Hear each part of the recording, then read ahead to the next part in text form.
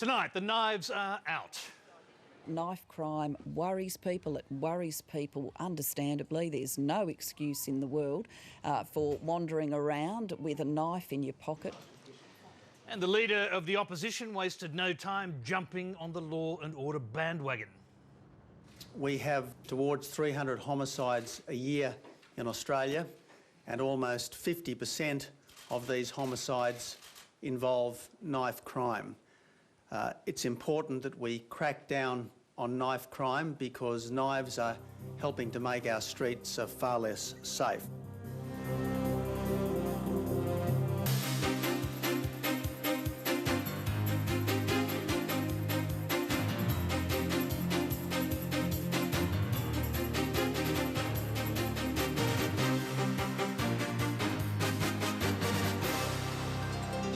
Good evening, welcome to Lateline. I'm Tony Jones. Well, early this week, the online whistleblower site WikiLeaks had its biggest scoop yet in a journalistic coup. It's been compared to the release of the Pentagon Papers during the Vietnam War.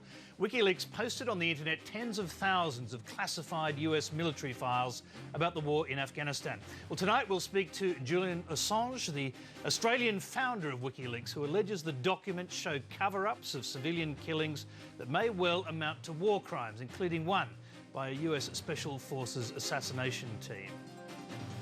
There's an example in there of it attacking a house, killing 7 children, 7 others, and taking some captives, not achieving their objective, which was going after Al-Qaeda or Taliban commander, and then covering it up. In our interview, the WikiLeaks founder also defends himself against allegations that the leaked documents have put the lives of dozens of secret Afghan informants at risk.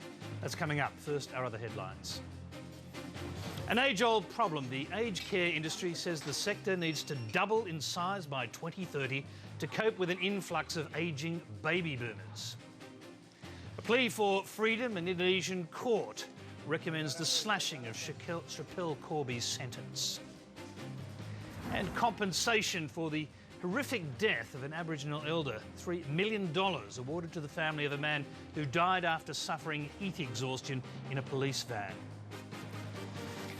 Well, law and order isn't usually a centrepiece of federal election campaigning, but today both sides spruiked their tough-on-crime credentials.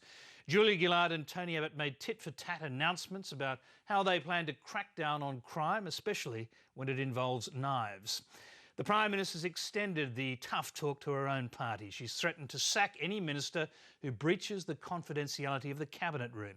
Dana Robertson reports. This is not my sport, fellas.